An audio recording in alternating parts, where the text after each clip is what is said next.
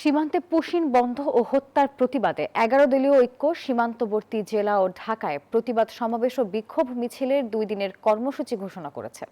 দলের সমন্বয়ক হামিদুর রহমান আজাদ বলেন, সীমান্ত হত্যা নিয়ে স্বরাষ্ট্রমন্ত্রীর বক্তব্য জাতীয় নীতি ও পলিসির সাথে সাংঘর্ষিক। যে কোনো মূল্যে পুশিন প্রতিহত করবে বিরোধী দল। দুপুরে এক সংবাদ সম্মেলনে তারা এসব কথা জানান। বিভিন্ন পয়েন্টে সীমান্তে এতগুলো লোক জোর করে ঠেলে দেওয়ার চেষ্টা করেছেন।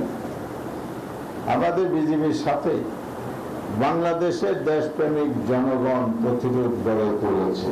বাংলাদেশ সরকারকে আমরা অনুরোধ জানাবো বা পরামর্শ দিব, বিজিবিকে শক্তিশালী করতে হবে। আমরা ইতিমধ্যে দেখেছি আমাদের বিজিবিতে ড্রোন ডেপ্লয়মেন্ট হয়েছে, বিভিন্ন নতুন ভেহিকল পেট্রোল কার ডেপ্লয়মেন্ট করেছে সরকার। প্রায় 60,000 বিজিবি হলো বর্ডারে ডেপ্লয়মেন্ট হয়েছে। আমরা মনে করি সরকার আরো শক্তিশালী পদক্ষেপ নেবে। Bashundhara public school and college 2026 শিক্ষাবর্ষে ভর্তি চলছে।